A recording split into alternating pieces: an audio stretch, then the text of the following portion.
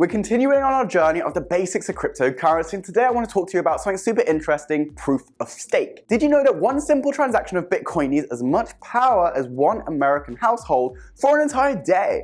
All thanks to proof of work. Proof of stake may address the electricity problems of proof of work and much more. Some experts also say that Bitcoin's proof of work is more prone to the 51% attack, but don't be afraid of proof of work. The concept is easier to understand than you may think. So let's explain everything in a step-by-step manner in this video. Stay with us to the end and you'll learn more about one of the world's cryptocurrencies, and we will also improve your trading skills.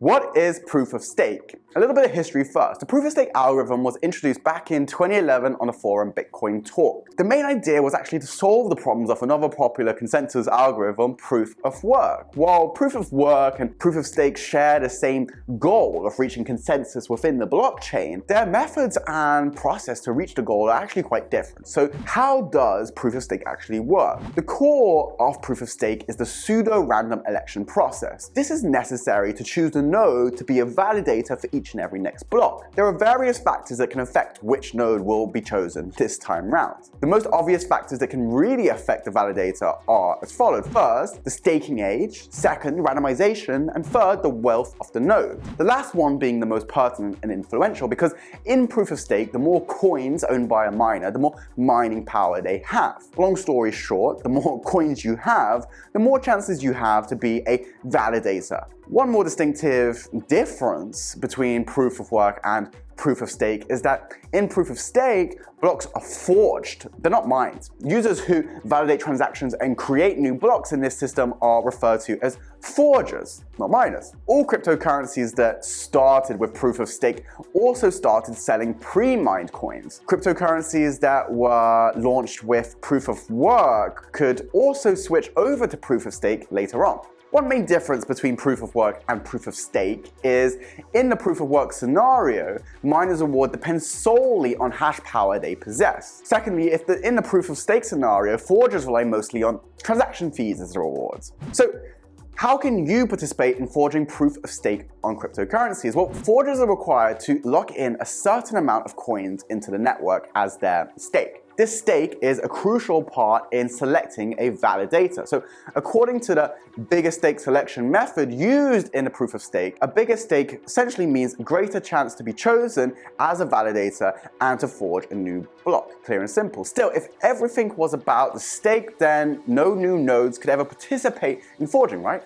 It would be an oligarchy, essentially, of a selected few who were in charge of everything. But proof of stake has two more main principles that also play a major role: randomized block selection and coin age selection. So what are these two things? Let's start with the randomized block selection. In the randomized block selection method, a validator is chosen in a selection of nodes with the lowest hash value and the highest stake. The size of the stake is a public value, so it can sometimes be easy to guess who amongst the selection with the lowest hash value and the biggest stake will be a validator. That's essentially how the nodes with the weakest hash power buy their place as a validator. What about coin age selection? This method of selection not only works equally, but also with fairness and democracy when considering a deal. So let me explain in more detail. The coin age selection essentially chooses tokens on a premise of how long the tokens have actually been staked for. Coin age therefore equals the number of days staked multiplied by the number of coins staked. So you might be thinking that nodes with stakes that have been holding tokens since the inception of the ICO could potentially win every selection in this case. But once a node does forge a block, its age then resets to 0. It needs to wait some time to get back to the selection process. It's just another way to hold large stake nodes from dominating over the small ones and the entire blockchain. And of course, selecting a validator does not rely only on such principles as the bigger stake selection or the randomized block selection or even the coin age selection. Large crypto projects have their own set of rules usually and methods to decide which node will forge a block and so on. Here is the best part. Once a node is selected to forge the block, it will do the following. First, it will check if the transactions of the block are valid. Secondly, it will just sign the block, and third, it then adds the block to the block chain. As mentioned previously, in proof of stake, the node reward for forging is a transaction fee associated with transaction in a block. Let's imagine that we don't want our node to be a forger, so what should we do in this scenario? If our node wants to do that, its stake along with the reward will be released only after a certain period of time. It gives the network some time to check if there are any fraudulent blocks added with the given nodes. When you do forge a block using coins, using proof of stake, a forger literally places his or her stake at risk. In other words, if the network notices any fraudulent activity and traces this activity to a forger's node, then the forger may lose part of their stake or even all of it. If it's not bad enough, a node marked as a fraudulent one may even lose its rights to become a forger in the future. The network monitors that the cost of losing the stake is always higher than any potential rewards. Why? Well, this provides a guarantee that honest work is much more profitable than fraudulent activities. It aligns the incentives. Therefore, the only way to be effective in fraudulent transactions is to control 51% of all stakes circulated in the network at any given time. Depending on the value of the coin, it may be impractical or impossible. Proof of stake is energy efficient. Moreover, as we mentioned, one of the main problems of proof of work is its energy consumption. Proof of stake attributes the mining power to the proportion of coins held by a forger. Proof of stake forging is limited to forging a percentage of transactions that is reflected of their ownership stake. For instance, if a forger owns 3% of all circulating stake, they can theoretically forge only 3%. It's great for energy consumption, especially compared to the proof of work model.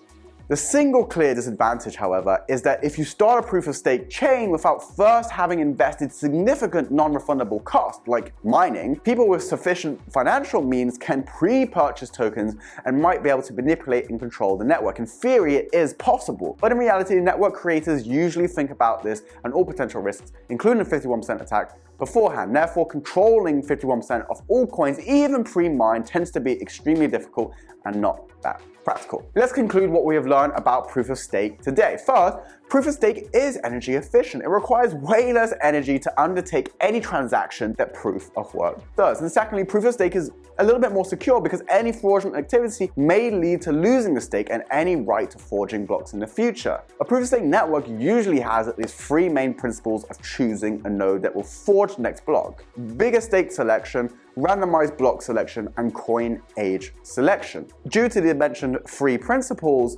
more users are encouraged to forge nodes since it is easy and affordable. Much easier than mining, at least. The randomized block selection makes a proof of stake network much more decentralized and democratic, and mining pools are simply no longer needed. Thank God for that. The price of proof of stake network coins will stay more stable because there is less need to release new coins as rewards, and proof of stake nodes receive transaction fees as rewards for forging a new block. One big disadvantage that you have to consider: if a network starts pre-selling the majority of tokens and a group of market players, malicious market players, buy at least 51% of these tokens, then the group can do what they want and potentially control the network. In theory, this is possible, but in reality, it's usually extremely difficult and only if it's an inside job. Of course, cryptocurrency is still developing, and in the near future, we might want to see other crypto concepts, and we can be a part of this future together. That's why we need to learn all of the peculiarities of trading together. So, ta-ta for now, see you in the next lesson, and thank you for watching.